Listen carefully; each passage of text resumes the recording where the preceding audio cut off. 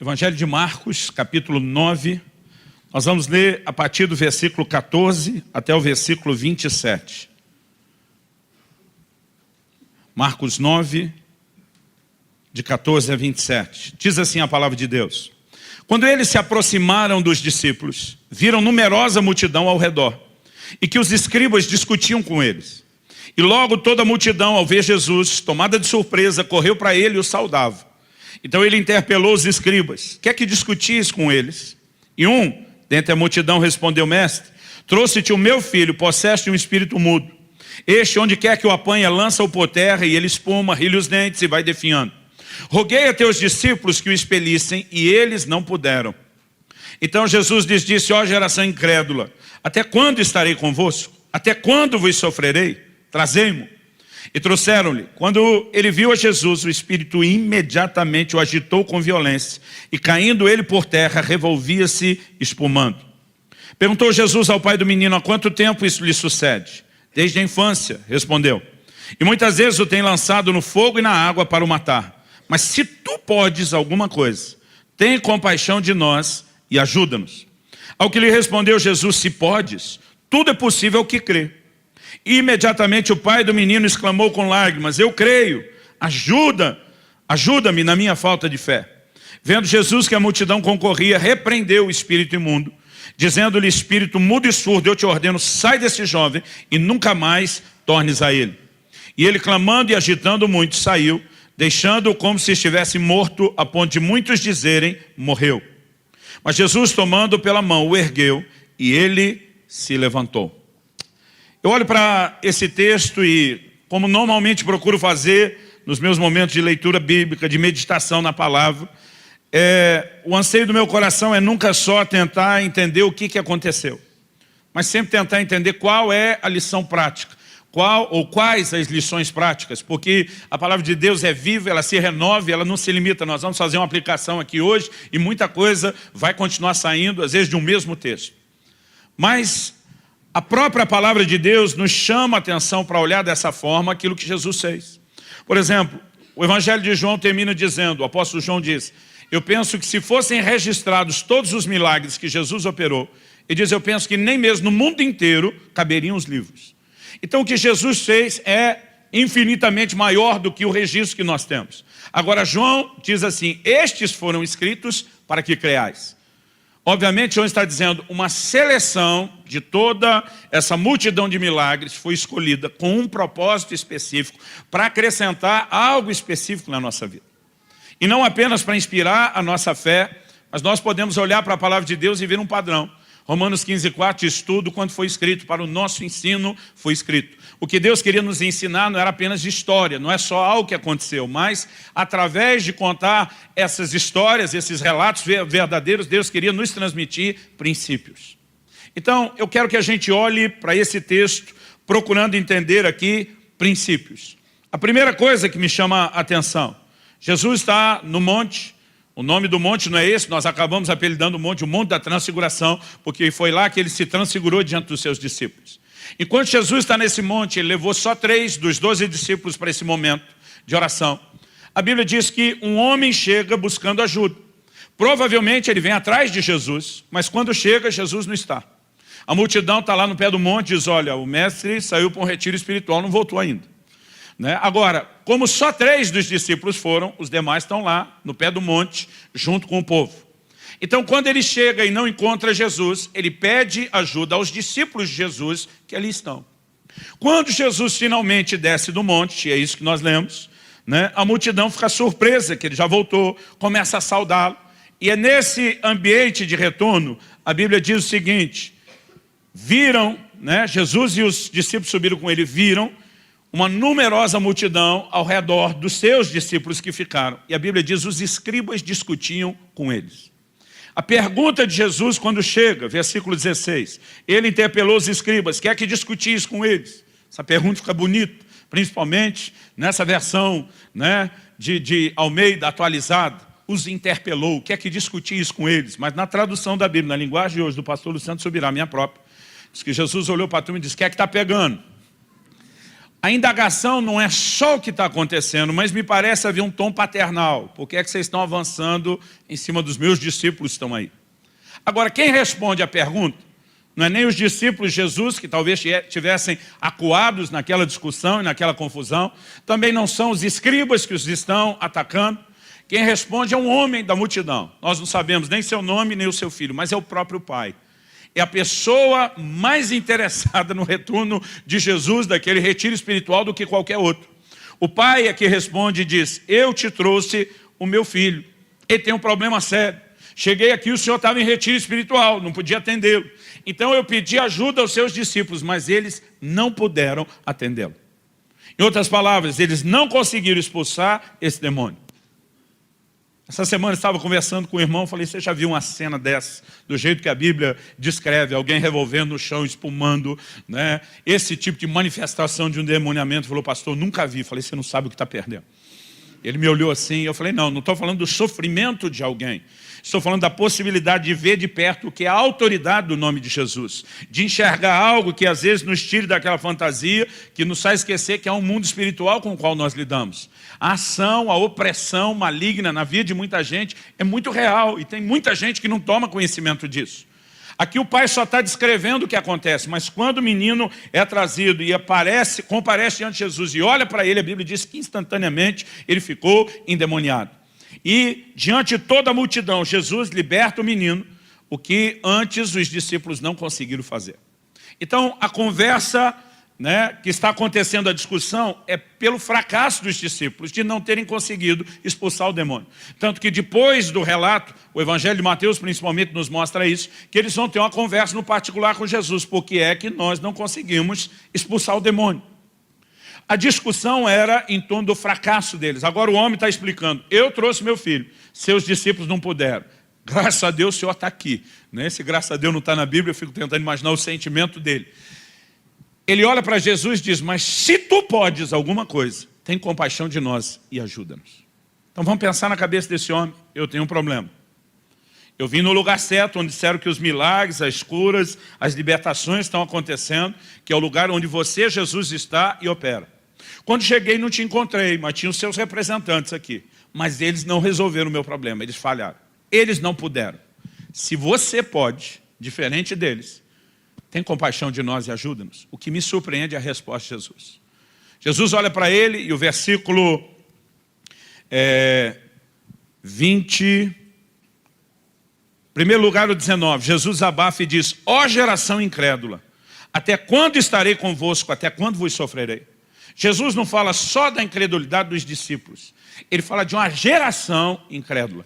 Ele fala de um comportamento generalizado de incredulidade. E aqui Jesus externa a dor do seu coração. Até quando eu vou estar com vocês? Por quanto tempo mais eu tenho que aguentar essa incredulidade de vocês, cambada? Até quando vos sofrerei? E esse vos sofrerei é por quanto tempo mais vocês vão me ferir, vão me machucar com essa incredulidade, com essa falta de fé. Toda discussão gira em torno, na perspectiva do homem, eu tenho uma necessidade de um problema a ser resolvido. Na perspectiva de Jesus, se existe ou não fé para que o problema seja resolvido. E agora, o que é interessante é que o homem chega e diz: ó, joguei a batata quente para os discípulos seus, eles jogaram de volta porque não conseguiram. Então, já que o Senhor apareceu, eu estou jogando para você a batata quente. Se você pode, nos ajuda. Agora, olha comigo o versículo 22. É quando ele diz: se tu podes alguma coisa. E você só vai entender a resposta de Jesus no 23, se você conectar com a frase dele no 22. Se tu podes. Então ele está dizendo: agora eu estou jogando a batata quente para você. Porque os discípulos não pegaram, jogaram de volta. A resposta de Jesus nos mostra que Jesus jogou a batata quente de volta para o homem. Jesus diz, 23, ao que respondeu Jesus: se podes. Tudo é possível ao que crê. Jesus está dizendo: meu amigo, se você está jogando em cima de mim, como fez com os outros, você está errado, não vai chegar a lugar nenhum. Jesus joga a batata quente e diz: não é porque eu não posso. A questão é que a possibilidade de acontecer o que você precisa não repousa sobre mim, ela repousa sobre você. A responsabilidade de acreditar para que o que hoje é impossível se torne possível é completamente sua. Agora, Jesus joga a batata quente não com o mesmo motivo dos discípulos, que não podia resolver. Até porque o que nós vemos é que Jesus vai resolver o assunto. Mas ele diz para esse pai, você não pode simplesmente transferir uma responsabilidade que é sua. E é sobre essa responsabilidade que eu quero falar hoje. A responsabilidade de crer. Esse é o tema da minha mensagem. A palavra de Deus diz lá no livro de Abacuque, repete isso em Romanos, Gálatas e aos Hebreus. O justo viverá da sua fé. Eu e você só vamos entrar em Deus até aquele lugar onde a fé nos permite entrar. E Deus será na nossa vida, Deus será na minha e na sua vida, do tamanho da sua fé. Então a questão não é quanto poder Deus tem para resolver um problema. É que o que Deus pode fazer por mim e por você só vai acontecer se nós crermos. Existe um trilho através do qual a provisão de Deus escoa para as nossas vidas, e esse trilho ainda é a fé. Então Jesus olha e diz, não se trata de meus discípulos não poderem ou eu poder. A coisa está em cima de você, papai, ele está dizendo. A responsabilidade de crer é sua, mas se você acreditar, tudo é possível ao que crê. Então, eu quero que a gente possa olhar junto, em primeiro lugar, essa questão que nós temos que entender na Bíblia, de quem é a responsabilidade. O livro de Hebreus diz lá no capítulo 11, no versículo 6, que sem fé é impossível agradar a Deus. E que aquele que se aproxima de Deus tem que crer que Ele existe e que Ele é galardoador daqueles que o buscam. Ué, se o que Deus fizesse nas nossas vidas não dependesse de fé, então a gente não tinha que se aproximar crendo.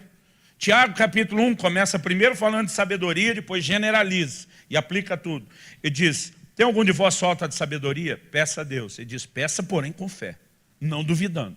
Ele diz, porque o que duvida é semelhante à onda do mar, que é levada e agitada pelo vento. Ele diz, não pense tal homem que receberá do Senhor coisa alguma. Então o assunto começa com sabedoria e depois vira para qualquer coisa. Sem fé, nós não vamos receber absolutamente nada de Deus. E é o que eu e você precisamos entender, é que Deus não responde necessidade, Deus responde fé. Por exemplo, todo homem nasce em pecado, tem a necessidade de salvação. Se Deus respondesse só a necessidade, todo mundo estaria salvo automaticamente, só porque tem a necessidade. Mas a Bíblia diz, pela graça sois salvos mediante a fé. Porque o que nos leva a ter a salvação não é a necessidade dela, é a capacidade de acreditar na solução que Deus nos oferece. Se Deus respondesse necessidade, todo enfermo estaria automaticamente curado, só porque tem uma necessidade. Mas nós vamos olhar na palavra de Deus, isso é parte desse primeiro argumento que eu quero usar de quem é a responsabilidade. Por exemplo, em Mateus 8, um centurião está diante de Jesus intercedendo por um criado que está doente na sua casa. Jesus diz, eu vou lá curar. Ele diz, nem precisa até lá. Eu sei quem é você, eu sei a autoridade que você tem, diz uma palavra e meu servo vai ser curado. Jesus olha para ele e diz, seja feito conforme a tua fé. Mateus 8, 13, se você estiver anotando. Ele não diz, seja feito conforme o meu poder. Embora ele reconheça o Espírito do Senhor está sobre mim, porque me ungiu para curar, para libertar, para proclamar. Ele não diz, seja feito conforme a medida da minha unção. Ele diz, seja feito conforme a sua fé. Então, quando nós olhamos para essa verdade, né, de que Deus não responde necessidade, Ele responde fé, eu e você precisamos entender a importância de mover em fé, até porque o justo viverá da fé. A responsabilidade de crer é nossa, é minha e sua. Há momentos na Bíblia onde nós vamos ver Deus jogando a batata quente para o outro. Assim como Ele fez com o pai desse menino endemoniado aqui em Marcos 9, assim como Ele fala para o centurião, seja feito conforme a sua fé, e Ele falou essa mesma frase para outras pessoas. Em Êxodo 14, versículos 15 e 16, quando Moisés sai com o povo de Israel do Egito e chega diante do Mar Vermelho, ele vai pedir ajuda a Deus. Eu gosto da resposta que Deus dá. Deus diz, por que clamas a mim? Ué, se eu estivesse no lugar de Moisés, eu ia dizer, para quem mais eu vou clamar? Mas o que Deus está dizendo não é para clamar para outro. Deus está dizendo, tem coisas que você não tem que transferir para mim. Eu transfiro de volta. Deus olha para Moisés e diz, diga aos filhos de Israel que marche, estenda a vara que está na sua mão. Deus está dizendo, eu já te dei ferramentas para você resolver essa parada sem que você precise transferir a responsabilidade ou jogar a batata quente para mim. Em vários momentos na Bíblia nós vamos ver Deus jogando a batata quente de volta. Talvez a nova geração não saiba o que é jogar batata quente. Porque nunca assou batata em volta de uma fogueira. Eu lembro quando às vezes a gente pegava aquele negócio, não dava, jogava para o outro. Né? A gente usa isso como uma figura e uma ilustração para transferir algo que você não quer segurar. Agora, eu olho para a palavra de Deus e várias vezes eu vou ver esse destaque de que a responsabilidade de crer pertence a cada um de nós. Marcos 4, de 35 a 40, Jesus está num barco, vem uma tempestade, Jesus está dormindo. Eu ficava me perguntando como criança, como alguém consegue dormir numa tempestade num barco? Irmão, nós não estamos falando do barco coberto, está chovendo, está molhando quem está deitado. O barco está balançando, está entrando água dentro. Aquela turma não deveria estar num medo só de boca fechada. Normalmente, numa situação dessa, a gente ainda faz um pouco de escândalo. Eu fico pensando como conseguia dormir. E às vezes eu pensava que isso tinha a ver só com fé. A postura de Jesus o tempo todo é de fé. Eu só fui entender isso com o tempo, viajando hoje como eu viajo, pregando, se desdobrando, né, entre não só o cansaço das agendas do tempo que você ministra, mas às vezes de noites mal dormidas ou não dormidas. Irmão, chega uma hora, você encosta em qualquer lugar, dorme no meio de qualquer barulho. Às vezes eu pego viagem longa e a turma diz, meu Deus, que turbulência. Eu digo, turbo o quê? Né? Porque às vezes não dá tempo de você ver nada. Mas o que acontece é que Jesus, quando acordado pelos discípulos, ele repreende eles. Por que sois assim tão tímidos? Por que é que vocês não têm fé? Agora, a pergunta de Jesus é clara e evidente que ele está esperando que houvesse da parte deles a fé. A mesma fé que eles estão olhando para ele e diz, como ele resolveu isso? Ele está dizendo, eu esperava que você estivesse. Irmão, às vezes nós temos um discurso de fé que é contraditório com a nossa prática. Eu fico imaginando a indignação de Jesus. Gente, vocês largaram tudo para me seguir, acreditando que eu sou o Messias, o enviado de Deus, o Salvador do mundo. Vocês acham que Deus ia deixar o Salvador do mundo afundar no barco e morrer? Antes de completar a sua missão? E tem hora que a gente pensa, é mesmo, Deus não faria isso. Mas muitas vezes nós tentamos andar numa fé que é racional e nada prática. E nós precisamos entender que naquele momento ele está jogando a responsabilidade de vocês é que tinham que ter crido e resolvido isso e não apenas eu. Ao longo das escrituras nós vamos percebendo como as pessoas têm a tendência a transferir. Não é só quem vem buscar ajuda como pai. Até quando Deus interviu e agiu, as pessoas têm a inclinação de achar que até o instrumento, o canal que Deus usou é que foi o responsável. Eu percebo não só a forma como as pessoas às vezes nos procuram pedindo ajuda, oração. Tipo assim, ó, resolve isso, o homem mais chegado de Deus lá em cima, dá um jeito de resolver meu problema. Elas não só transferem a responsabilidade de crer. Às vezes até quando Deus nos usou para uma intervenção, eles acabam transferindo o crédito, consciente ou inconsciente, ainda que de forma parcial. E a gente percebe isso na Bíblia. Em Atos, no capítulo 3, a Bíblia fala de Pedro e João levantando um paralítico na porta do templo. Na hora que eles estão pregando a respeito do que aconteceu, o apóstolo Pedro tem que fazer uma explicação. Se você for rápido de endereço, eu quero que você vá lá comigo. Atos, capítulo 3, versículo 12. À vista disso, Pedro se dirigiu ao povo dizendo, israelitas, por que vos maravilhais disso? Ou porque fitais os olhos em nós, como se pelo nosso próprio poder ou piedade o tivéssemos feito andar? Ele está dizendo, gente, não tem nada a ver conosco. Nós não somos necessariamente mais espirituais ou piedosos do que outros. Nós não temos um poder próprio para fazer isso. Agora, qual é a resposta deles? Verso 16. Pela fé em o nome de Jesus, é que esse mesmo nome fortaleceu esse homem, que agora vedes e reconheceis. Sim, a fé que vem por meio de Jesus deu a esse saúde perfeita na presença de todos nós. Sabe o que ele está dizendo? Não tem a ver conosco, tem a ver com fé. Isso não é o único lugar do livro de Atos que a gente encontra esse relato. Dá uma olhadinha comigo agora em Atos, capítulo 14. Vamos ler primeiro dos versículos 8 até o 10. A Bíblia diz assim, em Listra, costumava estar assentado certo homem aleijado, paralítico desde o seu nascimento, o qual jamais pudera andar. Esse homem ouviu falar Paulo que está pregando, que, fixando nele os olhos, e vendo que possuía fé para ser curado, isso significa que tem quem possua fé para ser curado e tem quem não possua fé para ser curado, disse-lhe em alta voz, apruma-te direito sobre os pés. A Bíblia diz, ele saltou e andava. A partir do versículo 11, a Bíblia começa a mostrar que as multidões ficam maravilhadas com os milagres. Irmão, é bom demais estar num ambiente de milagre, ver o sobrenatural acontecer. Só que essas multidões são pessoas que estão vivendo não só a influência da cultura romana, mas também da cultura grega, né? Alguns se referem a essa soma chamando de greco-romana. A influência da mitologia daquela época, do conceito dos deuses e dos semideuses, que era a mistura de Deus com os homens, era muito forte. Quando a turma vê o milagre, a Bíblia diz que eles começam a se organizar para fazer um sacrifício, uma oferenda, para o próprio Paulo e Barnabé, que oraram com o homem que foi curado. No versículo 15, eles protestam, os dois, dizem: senhores, por que fazeis isso? Nós também somos homens como vós, sujeitos aos mesmos sentimentos, e vos anunciamos o Evangelho para que dessas coisas vãs vos convertais ao Deus vivo, que fez o céu, a terra, o mar e tudo que há neles. Naquele momento está tentando dizer: nós somos gente como vocês, não é a nossa espiritualidade, não é a nossa unção. A Bíblia diz que Paulo viu que o homem tinha fé para ser curado. Esse é o elemento que muitas vezes nós não exploramos. Mas a responsabilidade de determinadas intervenções, elas são na Bíblia, na maior parte do tempo, atribuído muito mais à fé de alguém do que necessariamente à unção de outro. E nós precisamos entender isso. Até porque, se compreendemos essa responsabilidade, tem gente, querido, que passa uma vida desperdiçando uma oportunidade de intervenção. Porque a semelhança do pai daquele menino endemoniado, ele está no lugar certo, diante da pessoa certa, que é Jesus, para receber o milagre. Mas está com uma atitude errada, está sempre transferindo. Alguém tem que resolver para mim, alguém tem que resolver para mim.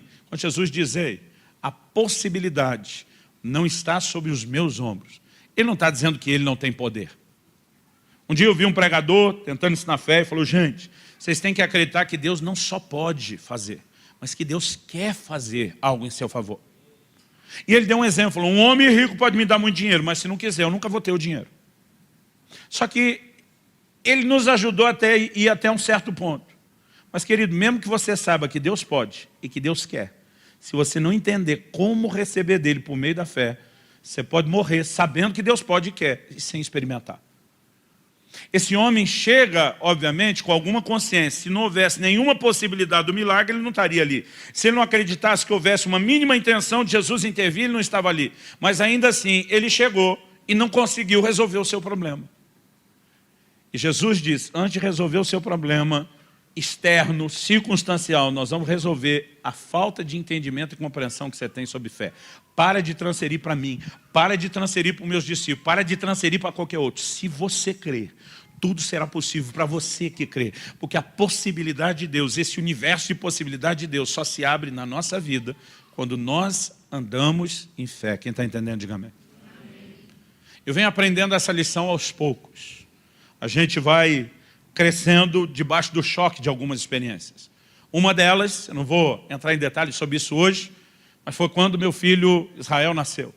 Ele só está vivo por um milagre, era para ter morrido. E quando chegou aquela hora confusa, bagunçada, de um parto que foi muito complicado, o Senhor falou ao meu coração: você tem duas opções. Ou você fica aí sentado chorando e enterra o seu filho, ou você se levanta e posiciona em fé. E eu tive que entender, na base de um choque como esse, que a responsabilidade de crer era minha. E graças a Deus, eu tomei uma decisão de crer e vi um milagre. Mas tem experiências que às vezes, sinceramente, eu não gosto de contar. Por quê? Em primeiro lugar, existe uma tendência errada de se fazer teologia em cima da experiência. E a nossa teologia ela é baseada na palavra de Deus, não na experiência dos outros. Cada vez que eu conto uma experiência aqui para vocês, estou tentando ilustrar a aplicação de um princípio que nós estamos olhando na palavra. Porque tem gente que, em vez de se sentir inspirado na hora que alguém está compartilhando ou corrigindo, ele se coloca para baixo. Eu fico imaginando o que teria acontecido com o pai daquele menino se ele agisse como muito crente age hoje. Pois é, eu estou aqui na boa intenção, tentando acreditar, Jesus ainda vem chamar minha atenção, quer saber, deixa quieto. Porque tem gente que é assim. Quando Jesus disse: é sua responsabilidade acreditar, esse homem toma uma decisão. E esse é o segundo ponto que eu vou explorar. Primeiro, é entender a responsabilidade. O segundo, já que a responsabilidade é minha, eu decido acreditar. Mas antes de passar para o segundo ponto, eu quero mexer em algo aqui importante. Por quê? Outro dia eu compartilhei o testemunho do meu filho. A pessoa falou: gente como você, Deus deve amar um pouco mais, porque eu enterrei meu filho. E aí fica a teologia, não só da experiência, mas da comparação. Eu falei para ele: deixa eu te dizer uma coisa. Quando eu estou falando sobre aquela situação específica, eu estou falando sobre aquela situação específica. Nós não estamos criando a teologia da morte de filho. Eu falei: até porque, deixa eu te dizer algo, na minha família, eu sou o filho do meio de 3 homens, mas era para a gente ter sido 4. Era para a gente ter uma caçulinha. Foi, né, a última que nasceu, uma menina. E ela viveu só 2 dias e morreu. Eu falei, eu não estou aqui tentando dizer que se tem qualquer tipo de perda, é fracasso de fé. Não é isso. E as pessoas, às vezes, elas têm a tendência de complicar em vez de simplificar. Aliás, você vai ver na Bíblia um Davi que passa 7 dias prostrado no chão, em jejum, orando para Deus sarar uma criança que nasceu doente. E Deus diz, não vou sarar, e ela morreu. Aí tem gente que tenta explicar, não, a fé só não resolve quando tem pecado, porque Deus estava julgando Davi pelo seu pecado. No caso de Davi é verdade. Agora, daí a dizer que todo mundo que perdeu foi por causa do mesmo motivo, irmão, é outra história. Então, a gente tem que ter o bom senso. Eu quero que você ouça essa palavra pensando muito mais nas oportunidades que você terá daqui para frente do que só numa avaliação do que aconteceu. Porque o que eu estou falando agora pode talvez não dar munição suficiente para você avaliar as experiências que você já teve. Mas uma coisa é certa, isso pode te ajudar em experiências que você ainda terá. Mas há momentos que a gente tem que entender, o caso do meu filho foi um. Mas depois disso, um outro momento que Deus me deu um choque daqueles, né, que talvez foi o que começou a abrir meus olhos. Na verdade, isso aconteceu um pouquinho antes do meu filho nascer. Foi aí que a coisa começou a clarear sobre a responsabilidade de crer. Foi depois de eu ter tido uma experiência. Às vezes eu conto isso quando estou ensinando sobre a questão dos dons do Espírito Santo. Eu tive um acidente. Tentei carregar uma caixa muito pesada, uma mudança maior do que eu dava conta. A hora que eu vi que não ia aguentar, eu também não quis jogar no chão. Ela estava cheia de louça, era uma mudança nossa. Kelly e eu, os primeiros anos ali de casado, eu não era nem louco de jogar aquela louça toda no chão. E eu debrucei bem rápido, né? Na hora de pegar, eu flexionei os joelhos, fiquei com a coluna firme. Na hora de largar e me livrar daquele peso, eu dobrei o mais rápido que pude para colocar no chão sem que tivesse que jogar. Na hora que eu dei aquela dobrada, eu ouvi um estalo nas costas. Veio a dor e eu já não consegui levantar. Pensa numa hérnia de disco complicada. O ortopedista me atendeu, era da nossa igreja na época, eu era pastor em Guarapuava. E ele falou para mim, especialista na área, ele falou, pastor, nem cirurgia vai resolver o seu problema. Eu falei, quais minhas oportunidades, minhas possibilidades, o que pode acontecer daqui para frente? Ele olhou para mim e falou, a única forma do senhor voltar a ter uma vida normal é se o senhor aparecer com uma daquelas histórias que o senhor conta no púlpito. Senti até uma certa pressão, tipo, agora vamos ver. Irmão, mas pensa num negócio que me judiou. Kelly lembra dessa fase. Eu fiquei uns 15 dias de cama, eu mal conseguia levantar. Irmão, era muita dor, aquilo começou a pinçar o ciático, foi um negócio assim, complicado. Eu implorava para esse médico, ele vinha fazer as infiltrações lá de analgésico, anti-inflamatório, não me lembro tudo que usava, eu implorava para ele me dar morfina, irmão. Nunca imaginei que a coisa chegaria a esse ponto. Ele dizia, pastor, não posso te dar morfina. Eu dizia, pelo amor de Deus. Tentei subornar ele, falei, oro por você todos os dias, o resto da sua vida. Falou, não posso te dar morfina, era um desespero, né? Depois desses 15 dias de sofrimento mais agudo, eu consegui, a crise foi amenizando, então eu consegui levantar. Mas eu andava com muita dificuldade, arrastando a perna, aquilo ainda doía bastante, mas eu já estava no estado de me locomover. Mais ou menos um mês depois do que aconteceu, ainda arrastando a perna, eu fui atender um compromisso que eu tinha de pregar em Campinas, São Paulo. E eu lembro que eu subi com muita dificuldade até o púlpito. Quando cheguei no púlpito, os púlpitos de antigamente não eram como os atuais, normalmente era um caixotão de madeira. Eu debrucei sobre ele para não ter que apoiar na perna. Falei, gente, essa dificuldade que vocês me viram de caminhar é porque eu estou com um problema sério de uma hérnia de disco. Eu só estou aqui para cumprir a palavra que eu dei que viria pregar. Né? Não estava nem em condições para viagem. Eu dei um jeito aqui para honrar vocês, mas só peço a compreensão. Aqui debruçado estou, aqui debruçado ficarei. E eu fui pregando daquele jeito, apoiado no púlpito. Lá pelo fim da mensagem, me veio uma palavra de conhecimento, o Espírito Santo falou comigo, chame à frente todas as pessoas que estão sofrendo de hérnia de disco. Isso nunca me aconteceu antes, nem depois, mas no dia que eu estou no auge da minha crise de hérnia de disco, ele me dá uma palavra dessa. Eu comecei a rir, falei, gente, casa de ferreiro, espeto de pau. Eu estou numa crise que eu nunca tive de uma hérnia de disco, pela primeira vez e sério. E Deus está me mandando chamar à frente. Falei, se você conseguir crer no que Deus está falando, a despeito do meu estado, vem para cá. Só hérnia de disco, não me venha com outro problema. Aí veio para frente uns 20. Auditório, talvez tivesse meio parelho a quantidade de pessoas que está aqui. Se desse diferença, era pouco. Vem uns 20 para frente. Eu falei, olha, vamos separar. Quem está em crise, vem aqui para o meu lado direito. Quem não está em crise, que não tem dor agora, fica ao meu lado esquerdo. Por quê? Eu quero orar primeiro quem está. Porque eu quero que vocês vejam o que Deus vai fazer aqui e agora e que vocês sejam testemunha da cura. Né? Os outros eu vou orar também, mas não temos como saber agora, então vamos deixar isso para depois. E aí aquela turma veio quase toda para o lado de cá, só ficou 3 do lado de cá. Falei, todos vocês estão em crise, então.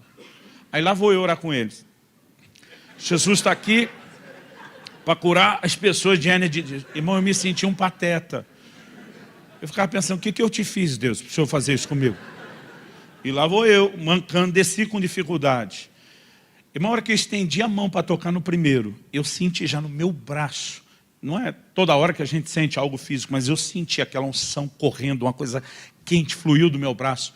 E a hora que eu toquei na testa do camarada, foi sincronizado. Aquilo parece que saiu da minha mão, eu vi a reação dele, falei, que foi? Ele falou, entrou um calorão em mim. Falei, cadê a dor? Meu Deus, sumiu! Aí o cara começou a ficar... Né, naquele estado de comemoração, celebração, glorificar Deus, eu virei para o segundo, falei, está pronto? Estou pronto. A hora que eu toquei a testa dele, eu senti a mesma coisa. Eu vi a reação dele, falei, esquentou aí? Ele falou, não, esfriou. Falei, quando saiu daqui estava quente, não sei o que aconteceu. Falei, a dor, cadê a dor? Sumiu, pastor, glória a Deus. Aí começou a chorar. Aí eu fui o segundo, o terceiro, o quarto, o quinto. Eu acho que foi mais ou menos uma meia dor, entre um e outro. Parava, orava. Irmão, depois de uns 6 mais ou menos curado, eu pensei comigo mesmo, não é justo. Todo mundo recebendo eu aqui. Só que eu tentei disfarçadamente. Falei, vou pegar um pouco desse negócio para mim também. Ia ficar muito feio botar a mão na minha própria cabeça na frente dos outros. Eu peguei e pus nas costas. Tipo mulher grávida. Botei a mão ali, em nome de Jesus. Irmão, comigo não tinha calor. Eu não sentia nada. O negócio não funcionava. Tocava o outro curado. Nada. Eu vi aquela turma toda. Acreditei que o que Deus fez pelos primeiros faria pelos 3. E depois dessa turma toda curada, a hora que terminou o culto, pensa num cara que estava indignado com Deus. Já aconteceu isso com você? De querer ensinar Deus a ser Deus, como que Ele tem que fazer as coisas. Aquele dia eu falei, Deus, precisamos conversar. Eu falei, por que todo mundo foi curado e eu não? Falei, se alguém me acusar de falta de fé, eu protesto, eu recorro ao Supremo Tribunal Celestial, apelo em última instância. Eu parei de pregar por causa de uma palavra sua, chamei o povo para frente. Eu fui orar com eles porque eu acreditei que o Senhor ia fazer, eu sei o que o Senhor pode fazer. Se alguém me acusar de falta de unção, eu também reclamo.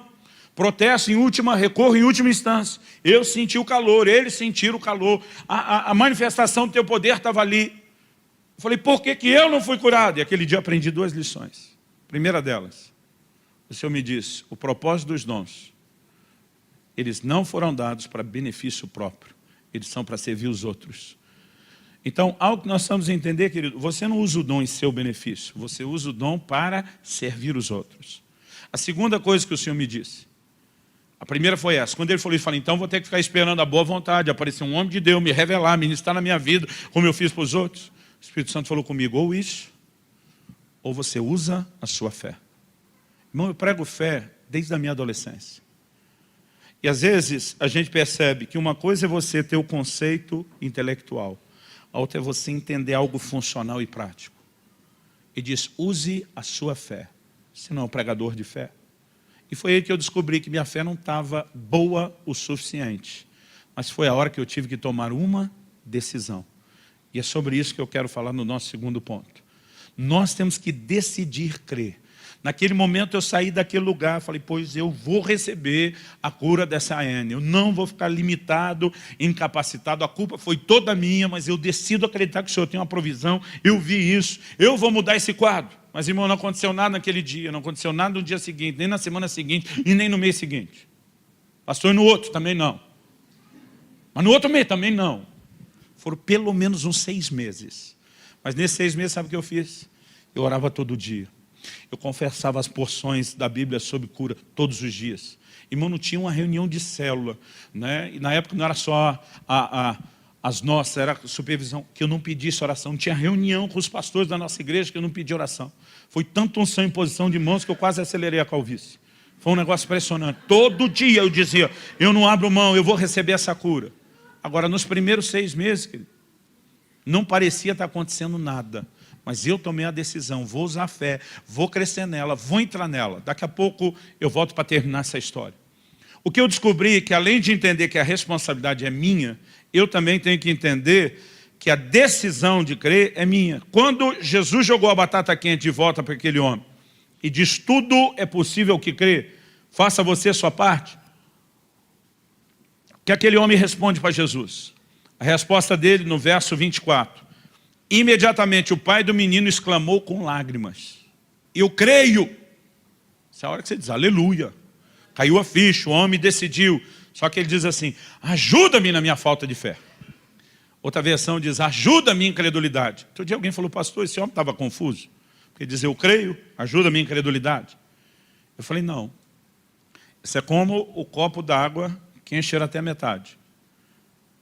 Se ele está metade cheio, metade vazio, os dois, tudo depende da perspectiva. Primeira coisa que ele decide, se a responsabilidade é minha, eu entro, eu creio, eu vou usar o que eu tenho. Mas ele lembra, o copo não está cheio. Então ele diz, me ajuda com aquilo que eu não tenho, porque eu decido usar aquilo que eu tenho. Essa é a decisão de fé que eu e você precisamos entender. Naquele dia, mesmo entendendo que eu não tinha uma fé pronta e imediata para receber aquela cura, que eu não entendia exatamente o que era aquilo, mesmo tendo falado teoricamente para muita gente, na prática me faltava algo a respeito daquilo. Mesmo que eu entendi que o meu copo não estava cheio, eu falei, eu vou usar a metade que eu tenho e vou buscar em Deus até que esse copo esteja totalmente cheio. Nós precisamos entender, querido, que fé, assim como perdão, é uma decisão. Eu nunca conheci alguém que acordou uma manhã, né, e disse, nossa, apesar de todo o mal que me fizeram, me deu a vontade de perdoar aquela turma que fez tudo isso contra mim.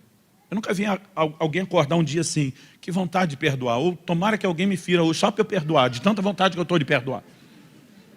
O perdão, querido, jamais será algo que só aparece, né, dentro de nós. O que a gente entende no ensino bíblico é que a gente toma uma decisão. Assim como a gente entende que a responsabilidade de perdoar é de quem foi ferido, essa pessoa tem que tomar uma decisão a entender a sua responsabilidade de oferecer perdão. A mesma coisa vale a respeito da fé. E quando nós vamos olhando para a palavra de Deus, não é diferente.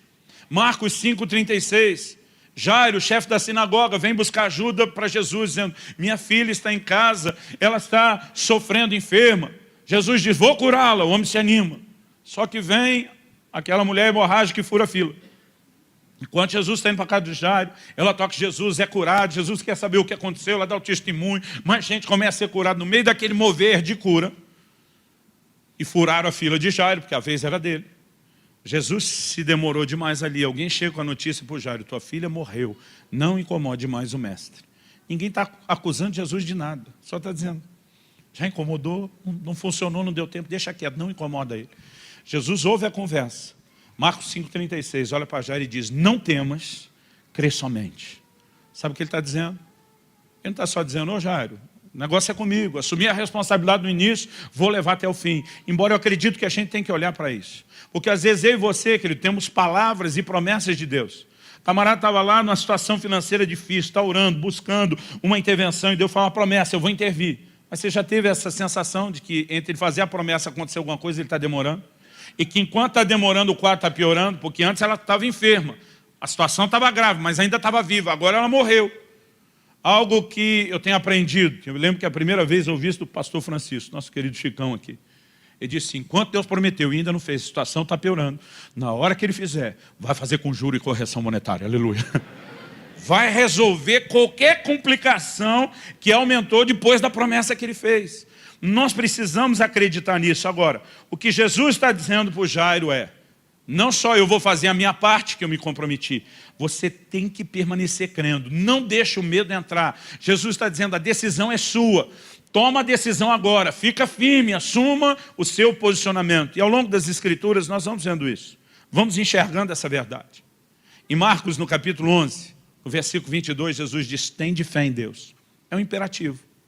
O imperativo mostra não só a minha responsabilidade de usar fé, mas eu preciso decidir acreditar. Eu preciso decidir isso. Eu comecei a entender ao longo do caminho, experiências, querido, às vezes nos ajuda a explicar a nossa compreensão e aplicação dos princípios. Então, um testemunho que eu já dei aqui outras vezes, há 5 anos atrás, Kelly e eu tínhamos nos programado para fazer uma viagem à Índia e dar um apoio ao pastor Naya da missão Adore. Eu lembro que foi se aproximando a data, eu já tinha reprogramado isso. Eu não me lembro se foi 1 ou 2 vezes nos anos anteriores, por várias dificuldades de conciliar a agenda. E foi se aproximando a data. O Naya me chamou, na época a gente comunicava pelo Skype. Ele me chamou, e eu lembro que a gente na conversa, ele, tudo certo para a sua vinda? Eu falei, ainda não. Ele falou, por quê? Eu falei, meu amigo, as passagens estão caras demais nessa época que você está pedindo que a gente vá. Férias de verão na Europa, a gente tinha que fazer conexão na Europa. Eles queriam que a Kelly fosse junto, né, com a bagagem e a expertise dela de pedagoga para dar orientações sobre a escola. Eu não queria ficar tanto tempo fora, distante dela, queria levá-lo. Eu falei, as passagens já estão caras, e os dois juntos, está fora do meu alcance. Eu lembro que ele falou do outro lado, e quando um desafio financeiro antes foi problema para você? Ele falou, olha, a menos que você tenha uma palavra de Deus dizendo para mim que não é a hora, ele falou, eu vou ficar no seu pé, você deu a sua palavra, você ensina sobre o negócio da palavra e eu vou te cobrar. Você só está liberado se Deus falar outra coisa. Quando ele desligou a ligação lá do Skype, eu estava quase com raiva. Eu fui orar. E a minha oração, irmão, não foi para pedir a Deus um milagre. Era assim, ó, me dá logo essa palavra que na hora de eu ir, para eu dispensar o rapaz. Eu não fui pedir ajuda para fazer a viagem, irmão, de coração. Naquela hora eu estava além da correria, do cansaço, olhando para aquele desafio, dizendo não dá. Hoje o valor seria bem mais alto. Na época, eu me lembro que as nossas duas passagens juntas estavam em R$ 8.496, a melhor cotação. E naquele momento que eu fui orar, falei, Senhor, fala logo comigo, acho que não é hora mesmo, meu coração não está empolgado com isso, não estou vendo a coisa acontecer, não chegou recurso. E para minha surpresa, enquanto eu orava, o Espírito Santo falou comigo. Não quero sugerir que toda hora a gente está ouvindo Deus falar, mas naquele dia o Espírito Santo falou comigo e disse, eu abri essa porta, eu dirigi essa viagem e você não deve voltar atrás. A vontade é dizer, só vai ficar do lado dele, é isso? Eu falei, então manda o recurso para a viagem. É só o senhor mandar o recurso que eu compro as passagens. Eu nunca vou esquecer da invertida que eu levei esse dia. Ele diz, esse planejamento de ter primeiro, gastar depois. Ele falou, você faz quando for suas viagens de família. Quando eu te mando fazer algo, você me obedece. Irmão, pensa no tranco, pensa no negócio que mexeu com meus brilhos. Agora, naquele momento, eu entendi a coisa em outra perspectiva. Poxa, o senhor não só quer, no sentido de seria legal se vocês fossem. O senhor está me mandando, a responsabilidade agora não é mais minha, é sua. Irmão, deu um negócio dentro de mim que eu acho que foi mais do que uma decisão, foi um surto de fé. Eu surtei. Foi um negócio assim tão maluco, a hora que eu entendi, é para ir, tendo ou não tendo. Eu falei, pois eu vou. Na hora eu passei a mão no telefone, liguei para a agência que estava vendo as passagens, falei, pode emitir as passagens. E eu lembro que eu desliguei o telefone e falei para Deus, mas não vou nem te ajudar, se possível eu te atrapalho agora. Eu falei para Deus, se eu for diante da igreja, colocar o desafio missionário, eu sei de um monte de gente que me ajudaria, agora eu não falo para ninguém, eu não peço para ninguém, e o que eu puder eu desconverso alguém. Eu não esqueço, irmão, sexta-feira, 13 de julho de 2012. E tem gente que ainda tem superstição com a sexta 13. Para mim foi um dia inesquecível, memorável. Eu naquele momento falei para Deus, eu decido acreditar que o Senhor vai fazer um milagre, é com você e não vou te ajudar em nada. E deixei o negócio de lado. Na outra sexta-feira, dia 20, fui pregar numa igreja em Florianópolis. E quando chego lá, o evento era sexta e sábado. No final do culto, o irmão me procura e falou, pastor, o senhor não me conhece, eu te acompanho pela internet à distância. Soube que o senhor estaria no nosso estado, vim de outra cidade algumas horas para não só te ouvir, mas vim por causa de uma palavra que Deus me deu. Ele me disse que você vai fazer uma viagem, eu tenho que te ajudar nessa viagem. Pensei, mais uns 10 desses talvez resolva. Falei, que legal. Ele falou, mas eu não tinha na hora como trazer de imediato para você o que Deus colocou no meu coração. Então ele falou assim, se tiver alguma conta, não precisa ser a sua, para onde eu possa mandar o dinheiro. Que o senhor puder me passar, claro, irmão, em nome de Jesus, está aqui, ó. Mas, irmão, sem fazer ideia do que podia acontecer. Me iniciei a ser sábado à noite mesmo, me mandei para a estrada para poder estar aqui nos cultos de domingo. Depois da correria dos cultos de domingo, segunda, penso no dia que eu gosto de dormir, irmão, até doer as costas, como dizem alguns, é a segunda. Mas quando me levanto, uma coisa que eu gosto, antes do almoço, e começar a semana, é dar uma espiadinha e fazer o meu controle financeiro. Então levantei, tive meu tempo com Deus e abri, estava quase na hora da Kelly servir o almoço, eu abri o computador para checar o extrato. Eu levei um susto. Tinha entrado um depósito de R$ 8.490 na conta. Lembrando que as passagens eram 8.496. Eu peguei o código que estava lá da agência que foi feito o depósito, chequei pela internet, era a cidade da qual o irmão se identificou. Eu comecei a rir, ele falou, você está rindo do quê? Eu falei, amor, lembra que eu comentei com você que alguém ia ajudar? E não é que ele ia ajudar, ele bancou as nossas duas passagens. Como assim? Fez um depósito de 8.490, só pode ser ele, a cidade dele, e as pessoas não têm minha conta. Aí eu estou rindo. né? Eu falei, nós só vamos ter que bancar R$6 para essa viagem. Só que enquanto eu estou falando isso, meus filhos estão chegando da escola nesse exato momento, entrando em casa. E eu lembro que Israel ouviu e falou, não vai pagar os 6 não, os 6 eu ajudo eu. E ele já veio com R$6, dessa coisa de dinheiro de lanche, né? Falou, tá aqui. Eu falei, filho, ajuda só com 5, deixa o papai pagar 1 para dizer que eu fiz alguma coisa. Nós estamos brincando ainda com isso, meu telefone toca. A hora que eu atendi o telefone, era o irmão da cidade, se identificou, pastor, o senhor já olhou a conta? Eu falei, olhei.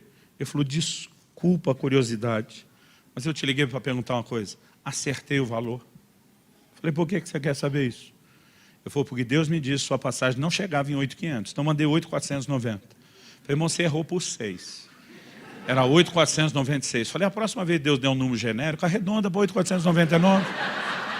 Melhor você me dar 3 a mais do que preciso do que 6 a menos. Eu brincando ainda com ele. Ele falou, é aí que o senhor se engana. Ele falou, minha margem de erro estava coberta por algo. Falei, o quê? Ele disse, se o senhor olhar a contabilidade da venda dos seus livros, tem uns R$10 que alguém deixou de troco dizendo que era oferta. Eu falei, sim, me avisaram, está lá anotado. Ele falou, fui eu. Minha margem de erro estava coberta nesses 10. Na verdade, ele me deu os 8.500. Eu falei, filho, toma seus R$6 de volta. Né? Há coisas, querido, eu não sei quantos de vocês já viram um estranho que nunca te viu se oferecer para dar R$8.500 para um projeto.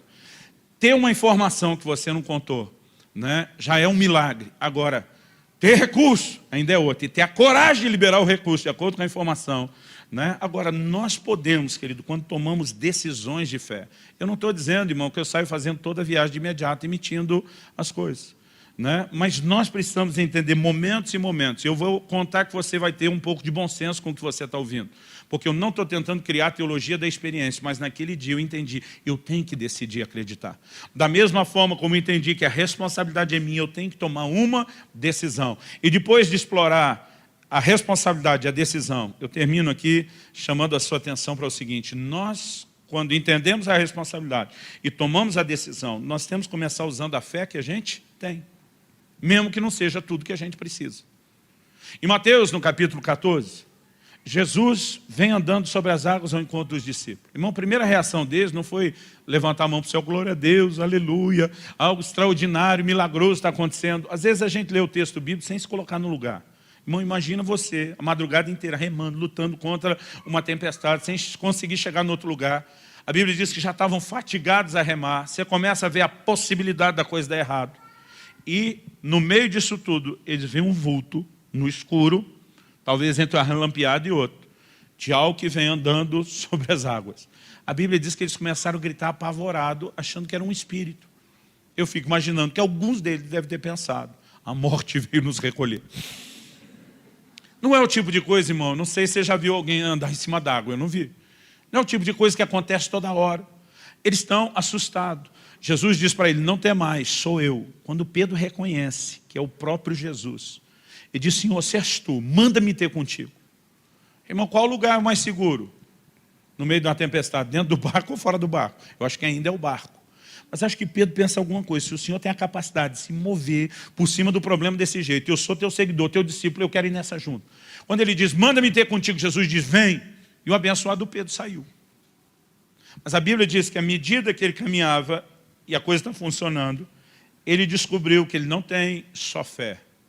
Ele tem outra metade no copo de uma coisa chamada incredulidade que ele tem que lidar. Ele percebe a força do vento, o tamanho das ondas. E eu acho que Pedro deve ter pensado algo assim. Andar em cima d'água até vai, mas tinha que ser agora. Não podia ser de dia, em vez de no escuro. Não podia ser com o mar tranquilo, em vez de no meio do mar revolto. E de alguma maneira ele deixa a pressão das circunstâncias. Semana que vem, se Deus me permitir, eu quero pregar sobre isso. O combate da fé. Qual é a guerra que nós travamos para crer? Ele, no meio daquilo tudo, ele percebe que vai faltar alguma coisa. E a Bíblia diz que ele começou a afundar. Não diz que ele sumiu água dentro, mas aquele chão, criado pela fé na palavra que Deus deu, ele começa a ser comprometido. O que Pedro fez? Fez a oração mais rápida que um crente pode fazer. Daquelas que nem dá tempo de enfeitar Deus de Abraão, Isaac e Jacó. Nem dá tempo de abrir e fechar mar vermelho, que tem uns crentes que vão orar, eles começam lá de Gênesis, né, e vem por toda a Bíblia. Não deu tempo de nada disso, ele só diz, socorro! Né, o texto diz que ele pede ajuda, Senhor, me salva. Naquele momento que ele está dizendo, eu vim até onde deu para vir, o negócio parece que não é o suficiente, mas o Senhor pode me ajudar com o que falta. É isso que eu vejo nesse homem em Marcos 9, ele olha para Jesus e diz, eu creio, mas ele diz, me ajuda a falta de fé. Ele está dizendo, eu vou usar o que eu tenho, eu preciso da sua ajuda para me socorrer com aquilo que eu não tenho. Eu decido começar com o que eu tenho, acreditando que o Senhor pode me acrescentar mais ao longo dessa minha decisão e dessa jornada de decidir acreditar. Isso é algo que eu e você precisamos ter. Eu contei antes lá da minha decisão de orar de me posicionar em fé pela cura da hérnia. Mas, querido, foram mais de 6 meses, todo santo dia. Eu dizia, Deus, eu uso a fé que eu tenho. E ainda que não seja suficiente, eu acredito que eu vou chegar naquilo que me falta. Eu acredito que o Senhor vai suprir. Eu acredito que o Senhor vai liberar algo. Agora, algo que eu e você precisamos entender é que quando nós exercitamos a fé que nós temos, nós podemos contar com Deus que nos socorre. Por favor, diga amém. Fala isso para algum vizinho. Fala, quando você usa a fé que você já tem, você pode ver Deus te ajudar com aquela que você não tem. Em Lucas 17, ali de 3 a 5, 6, Jesus nos ensina uma lição interessante. Ele está falando sobre perdão. Ele diz, Jesus, quantas vezes tem que perdoar alguém? Qual o limite? 7 vezes? Jesus olha para Pedro e diz, um pouquinho mais. Quando Jesus fala do tanto de vezes tem que perdoar alguém, irmão, Pedro olha para Jesus e diz, Senhor, Pedro não, os discípulos disseram, aumenta-nos a fé. Porque esses caras estão dizendo, nós não temos fé para perdoar esse tanto. E o perdão, querido, além de uma decisão, ele é um ato de fé. Agora, gente, quem está falando não é gente que não crê em coisa nenhuma. Essa turma está andando com Jesus, estão vendo morto ressuscitar, paralítico andar, cego enxergar, surdo ouvir, leproso ser limpo, pães e peixes sendo multiplicados, água transformada em vinho. Pensa na turma que está na escola do sobrenatural. Mas é como se eles olhassem para Jesus e dissessem, morto ressuscitar até vai, mas perdoar esse tanto, nós não temos fé para isso. Até porque às vezes nós fortalecemos fé numa área e às vezes não fortalecemos em outra. Outro dia alguém falou, pastor, eu tenho uma impressão pelos seus testemunhos que o senhor tem uma fé inabalável para a provisão financeira. Eu falei, olha, inabalável eu acho que nenhum de nós chegou ainda. Eu falei, mas uma fé treinada eu tenho. Porque os anos e os desafios do ministério me obrigaram a exercitar uma fé nessa área. Mas às vezes eu olho determinadas áreas onde eu não exercitei muito minha fé. E parece que a fé não é nem a mesma para todas as coisas. Parece que naquela área que você exercitou uma coisa, em outra não. E eu comecei a perceber, quando eles dizem, Senhor, aumenta-nos a fé, que Deus não aumenta a nossa fé só porque a gente está pedindo, orando. Então vamos ficar orando para ter mais fé.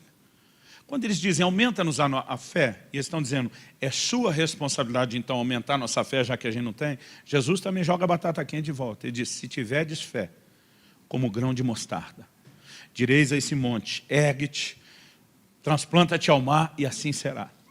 Quando Jesus diz, se tiverdes fé como grão de mostarda, a gente tem uma interpretação equivocada. Aliás, algumas traduções, né, que em vez de usar literalidade, optaram por um sistema de equivalência. Não vou gastar tempo com termos técnicos aqui com vocês. Às vezes elas estão assassinando princípios bíblicos. Eu amo, gosto demais da NVI, Nova Versão Internacional. Mas nesse texto, para mim, ela cometeu um pecado. Quando você vai ler lá, Lucas 17, eles traduziram assim, se tiverdes fé do tamanho de um grão de mostarda. Você nunca vai achar no original a expressão do tamanho. Aquilo foi uma interpretação dos tradutores. Porque em outro momento Jesus fala que o grão de mostarda é a menor da semente. Deve estar falando do tamanho. Não, aí a gente tem que usar o bom senso. Se Jesus estivesse nesse momento falando do tamanho, ia ser incoerente com outro momento, onde ele repreende a pequena fé de alguns e elogia a grande fé de outros. Ué, se uma fézinha do tamanhozinho, de um grãozinho de mostarda resolve tudo, porque então ele repreendeu alguns pela pequena fé. Essa pequena fé já tinha que resolver tudo. A verdade é que lá ele não estava falando de tamanho, ele estava falando de fé como semente. Ele disse, você pega um grãozinho pequeno, como o grão de mostarda, a menor da semente, quer aumentar, o que você faz? Você planta. Quando planta, aquilo brota, vira a maior das hortaliças. Ele está dizendo, você tem uma semente, que se você não plantar, ela nunca vai aumentar. Eu e você recebemos uma semente. Romanos 12 diz que Deus repartiu conosco uma medida de fé. Nós temos uma semente. Você pode olhar e dizer, é pequeno, é. Mas quem é o responsável por aumentar isso? Não é Deus, sou eu. Como? Além da fé, Vi pela palavra de Deus, como diz Romanos 10:17, uma coisa que eu descobri: quando eu uso o que eu tenho e planto, aquilo aumenta, aquilo multiplica. Quanto mais eu e você exercitarmos a nossa fé, mais forte, mais firme essa fé vai se tornar. Quem está entendendo, diga amém. Então, eu não preciso ter o copo cheio, eu preciso pegar aquilo que eu tenho e dizer, eu vou aplicar, eu vou exercitar. E esse exercício, querido, mesmo que não nos leve a resultados imediatos, esse exercício de fé vai nos colocar num lugar onde a gente vai fazer a fé se esticar, onde a gente vai fazer ela crescer, onde nós vamos permanecer nesse lugar de dependência de Deus. Eu não sei te dizer quando eu fui curado daquela hérnia. Irmão, virou uma rotina tão intensa. Orar, confessar a palavra, pedir oração dos outros, continuar declarando, que um dia eu simplesmente descobri que sumiu. Como? Nós estávamos fazendo um batismo com o pessoal da igreja e resolvemos fazer essa festa num rio que nós temos lá na cidade. Era uma área que a gente usava para piquenique, né? Um rio, inclusive, que lá a turma chama de Rio Jordão. Pensa uma coisa quase bíblica. E nós estamos lá, já fizemos o batismo, estava um momento, a turma fazendo seu churrasco. De repente alguém chega para mim e falou: pastor, dá uma olhada naquela cachoeira lá, porque a moçada está pulando, mergulhando, se divertindo, mas é bom certificar que tem adulto junto, que tem segurança. Então lá fui eu, tipo síndico de prédio, né? Alguém apela para alguém tomar providência, lá fui eu para checar. E chego lá só para saber: gente, vocês checaram se isso é fundo o suficiente para ficar pulando aí de cima? Se não tem pedra, se não tem nada? Um dos adultos estava lá e falou: pastor, eu sou bombeiro, essa é uma das áreas minhas. Ele falou: eu mergulhei, eu procurei aqui duas coisas, não é só pedra. Ele falou: às vezes a gente tem um canal por baixo que a água puxa e pode ter afogamento. Tem outros perigos além do que o senhor está pensando. Ele falou: o lugar é seguro. Eu mesmo pulei, me diverti, estou aqui de olho na turma, fica tranquilo. Eu falei: é tranquilo mesmo? Ele falou: é. Eu falei: então até eu vou pular. Subi, dei uma olhada na cachoeira, estava ainda receoso, pensando: pulo de pé, o que eu faço? Você, quando está perto da moçada, é um perigo. Eu era um garoto, começando o ministério pastoral, muito novo. Aí os caras começaram: pula, pula. Aí vem o outro e diz: duvido, dá um mortal. Isso foi uma coisa que eu fiz muito quando a coluna era boa. Eu, na hora, irmão, nem lembrei da coluna. Olhei e falei: quer saber? Virei, alinhei o pé e dei o tal do mortal. Quando dei o mortal e caí dentro d'água e saí, um dos adultos estava perto e falou: pastor do céu, sua coluna, como que o senhor faz uma coisa dessa? Falei: gente, não doeu. Aí foi a hora que eu descobri que o negócio estava bom. Aí foi a hora que eu procurei o médico, que tinha me dito: a menos que eu apareça com uma das histórias do púlpito. Falei: eu vim para você dar uma olhada na minha coluna. Aí, irmão, você fica valente. Os primeiros 6 meses, a hora que eu pensava: não vai funcionar.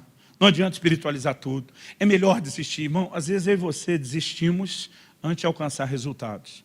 Eu prefiro crer a vida inteira por algo que Deus não queria fazer, mas continuar tentando crer, do que desistir no caminho só por uma suposição de que porque não aconteceu ainda, Ele não quer. Eu tenho descoberto que a mesma decisão que eu uso para começar a crer é a decisão que eu tenho que manter até o fim. Tem coisas, querido, que eu vi acontecer instantaneamente. Teve coisas que levou semanas. Teve coisas como essa da coluna, levou meses. Eu tenho intervenções de Deus que levaram anos. Eu passei 19 anos dizendo a Deus: eu gostaria de fazer uma viagem para Israel. Mas o Senhor tem que me dar a viagem. Não me deu dinheiro. Se o Senhor me der o dinheiro, vai para missões. Eu não vou conseguir pegar o dinheiro e pagar a viagem. Meu coração vai pesar com isso. Me dê a viagem. Foram 19 anos. Eu não estava com pressa. Não imaginava que tinha motivo para isso. Mas 19 anos orando: me dê a viagem. Até que Deus me deu a viagem. Depois deu mais outra. Porque às vezes demora, mas vem com juros e correção monetária. Tem questões, querido, que eu ainda estou crendo há mais de 19 anos. E eu sei que vão acontecer. E quando eu entendo que a responsabilidade é minha, a decisão é minha, eu digo: eu vou usando o que eu tenho, enquanto a fé vai crescendo e fortalecendo. Eu quero te encorajar, querido. Eu não estou aqui para tentar te prometer e dizer: olha, todas as suas necessidades vão ser instantaneamente resolvidas. Mas Jesus diz: tudo é possível ao que crê. Tudo é possível. Ele falou: não depende de mim, depende de você acreditar ou não. Até porque, como nós falamos antes, Deus não responde necessidade, Ele responde fé. Agora, o problema é que nós não investimos a nossa fé. Em 2 Tessalonicenses 1:3, Paulo diz: a vossa fé cresce muitíssimo. Essa fé pequena, ela pode se tornar grande. Mas isso não é automático. A gente precisa alimentá-la, nos encher da palavra o tempo todo. Outro dia eu vi a declaração de um camarada de muita fé. Quando perguntaram para ele: mas por que você acha que a fé das pessoas para a cura é tão baixa. Ele diz, a gente tem a capacidade de alimentar o nosso corpo com 3 refeições quentes por dia, mas damos para o nosso espírito um sanduíche frio por semana. Como que a nossa fé vai ser forte? O que está faltando para muitos de nós é vitamina B, Bíblia. Agora, eu tomei a decisão que além de ler muito a Bíblia, além de gastar tempo orando, em especial orando no Espírito Santo, como diz lá Judas, mas vós, amados, Judas 20, edificando-vos na vossa fé santíssima, orando no Espírito Santo, eu também decidi que eu queria estudar tudo que eu pudesse, com homens e mulheres de fé, com gente que ensinava a Bíblia, respaldado não só por declarações teóricas, mas pelo testemunho de vida. E nós, muitas vezes, queremos ter a fé sem investir nela. Mas se a gente entender isso e investir na fé... Irmão, não leio a Bíblia o tempo todo só para conhecer ou só para ter material para pregar. Eu tenho uma consciência, minha fé precisa ser alimentada. Minha fé precisa ser alimentada. E há um lugar em Deus onde eu e você precisamos entrar para intencionalmente investir na nossa fé. Se nós entendemos a responsabilidade de crer e entendemos que é o meio para entrar nesse lugar do sobrenatural, nós podemos, por decisão nossa, romper com o lugar de mediocridade e passar a experimentar coisas maiores e extraordinárias. Irmão, não creio que para Deus, às vezes a gente faz a distinção, o que é algo muito espetacular, o que não, o que deve ser importante, o que não. Deus me fez lembrar de um episódio no primeiro culto, eu vou repetir. Não tinha programado falar, no início eu achei que era só para o primeiro culto. Anos atrás, no início do meu ministério, quando ainda era solteiro, eu tomei uma decisão. Foi algo pessoal, ninguém tem que fazer isso. Mas eu falei, Senhor, enquanto eu estou nessa condição, sem ter que sustentar uma família, eu quero fazer um compromisso. Todo o dinheiro que me chegar às minhas mãos não é meu, é seu, é do reino de Deus. Vou dormir aonde me der lugar para dormir, se não tiver, eu improviso. Vou vestir só o que eu ganhar. Vou comer só o que me oferecerem. Não bote dinheiro em coisa nenhuma, no seu reino, e vou deixar o Senhor cuidar de mim. E estava como solteiro vivendo disso. Um dia eu estava pregando numa cidade, me hospedaram, né, num hotel, que era até melhor do que só as versões econômicas que eu costumava ficar. E eu lembro que numa das saídas que nós fizemos para resolver alguma coisa durante o dia, antes de pregar à noite, eu passei em algum lugar, eu lembro que era dezembro, né? Especificamente sabia que era dezembro, era decoração já de Natal, e uma coisa que nos ajuda a lembrar a época do ano é que tinha panetone à venda, que não é o tempo todo. Pensa numa coisa, irmão, que era assim, não era algo só que eu gostava, era um desespero que eu tinha de comer a panetone. Mas pensa num negócio que raramente a gente podia, era comprar um panetone bom, quando ficava com o dinheiro. E dessa vez que não ficava com o dinheiro, nem se fala. Mas eu olhei em algum lugar, eu vi aquela coisa terrível de um panetone balduco. Falei, Deus, eu quero. Não é que eu preciso, mas eu quero muito. A tua palavra diz que a gente pode pedir algo ao Pai, em nome de Jesus, para que a nossa alegria seja completa. Não é para que a nossa necessidade seja suprida. Nesse momento, eu tenho uma outra alegria que não é espiritual. Irmão, e eu creio que Deus se preocupa não é só com a sua realização espiritual. Adão tinha sido criado por Deus em plena comunhão com Deus, sem pecado, totalmente suprido no nível espiritual. Mas Deus olhou e viu que ele estava só, faltava uma companhia. Essa falta de realização não estava no nível espiritual, estava no nível emocional. E naquela hora eu falei, Deus, não é nem uma necessidade física, é a alma, é a vontade do meu paladar. Eu queria aquele bom, aquele caro. Mas eu não tenho dinheiro, e se tivesse eu tenho um compromisso. E eu vou tomar uma decisão de acreditar que o Senhor falou que é qualquer coisa. Então não tem que ser uma coisa muito importante, muito extraordinária, não tem que ser tão relevante. Eu falei, eu quero te pedir panetone, eu quero comer. Na verdade, se puder, eu quero comer mais de um. Não precisa ser de uma vez, eu posso parcelar, mas eu quero. E eu lembro que eu comecei a orar por aquilo pela manhã, continuei à tarde, né, e acabamos indo pregar. Quando voltei do culto para o hotel que eu estava hospedado, e peguei a chave para ir para o quarto. Da época a chave não era nenhum tipo de cartão, era chave mesmo ainda. Isso foi, se não me engano, dezembro de 93. Eu lembro que o camarada da recepção falou, desculpe, deixaram uma coisa aqui para o senhor. E ele puxa uma sacola com 2 panetone balduco, irmão, dava para ver através da sacola. Eu já pensei, santo Deus da glória. Eu falei, quem deixou isso? Ele falou, pastor, o curioso é que a pessoa disse que não ia nem se identificar porque não conhece você e você não conhece ela. Eu falei, como assim? Ela falou, não, ela ficou até sem graça. Falou, moço, pode parecer que eu sou louco, mas eu estava no mercado hoje e me deu um negócio que eu quase fiquei maluca mesmo. Eu tinha que comprar 2 panetone, passar nesse hotel tal e deixar para o quarto tal. Aí ele falou, mas para quem? Porque tem 2. Ela disse, eu nem sei quem. Eu tenho que deixar. Pede perdão para a pessoa, peça que ela não se ofenda, se não quiser não pega. Mas eu tinha que fazer, senão eu ia ficar maluca. Ele falou, coisa doida, né? Eu falei, doida. Mas alguém que não me conhecia, vem com uma impressão de Deus, que tem que comprar o panetone, deixar no hotel e o número do quarto, sem saber para quem é. Para o resto tem Mastercard, essas coisas não têm preço. Vamos ficar em pé, vamos orar. Eu creio que Deus está tentando nos despertar em várias áreas. Semana passada a gente falou de despertar para a santidade, despertar para a oração, despertar para a palavra. Pelo menos esse domingo e o próximo eu quero provocar você a um despertamento de fé. Nós precisamos crer por coisas maiores. Por favor, diga amém. Eu não vou fazer nenhum tipo de apelo específico hoje, mas eu quero que todos oremos. Eu quero que você realmente se coloque diante de Deus, dizendo, Senhor, eu quero entender minha responsabilidade de crer, não só no nível da razão, eu quero que o Senhor abra os meus olhos. Assim como eu tive experiências de entender melhor o texto, de descobrir isso na prática, eu quero que você ore para que Deus te conduza nesse processo de entendimento e descoberta. Eu quero que você ore dizendo, Senhor, eu creio, e ao mesmo tempo digo, me ajuda na minha falta de fé. Eu posso não ter tudo, mas eu vou usar o que eu tenho e vou acreditar que o Senhor socorre com o resto. Pai, nós nos colocamos diante do Senhor nessa hora e pedimos mais do que uma aula, uma instrução sobre fé ou o funcionamento dela.